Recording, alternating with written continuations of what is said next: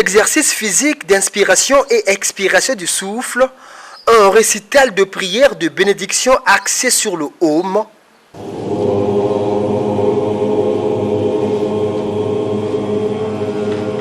Une façon de déséveiller ce public venu participer à cette conférence débat sur le misme, cette religion qui se dit être la synthèse de toutes les religions en tant que doctrine universelle de l'évolution des consciences dans le respect de l'unité de ce qu'ils appellent des visages de Dieu.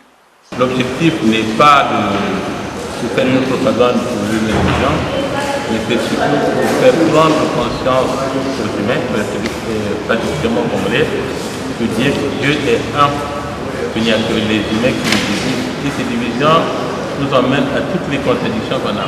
Et si nous reconnaissons qu'en nous avions Dieu, que tu sois chrétien, à l'Assemblée ou musulman, que Dieu est le seul, il est un, on arrivera vers l'unité, on sera vers une grande paix.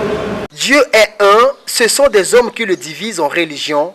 Le misme vient rassembler toutes ces religions en une, axée sur une prière commune, le Om, un son sacré et universel. Ce son sacré,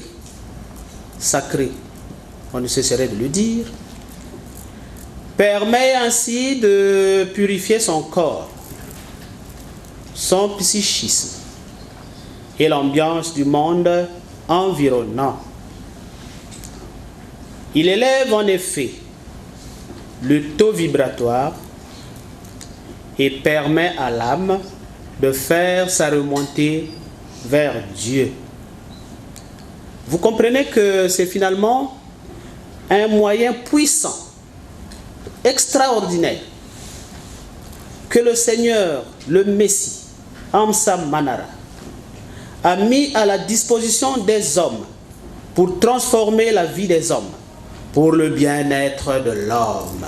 Le Messie dont parlent les homistes, c'est cet homme. Sur cette vidéo illustrant la création de cette religion, sa sainteté le Seigneur, Assam Anara. Au cours de cette conférence débat, le public très actif a été également édifié sur le baptême homiste. Bien que le baptême homiste ait aussi une sorte d'initiation, cependant celui-ci ne consiste pas en une immersion.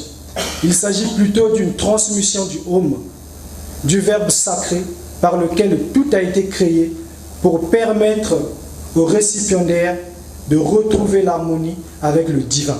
Créé en 1990 en France, où se trouve également son siège international, l'homisme vise, selon ses adeptes, à équilibrer le corps et l'esprit, à mieux se comprendre, afin de mieux comprendre autrui.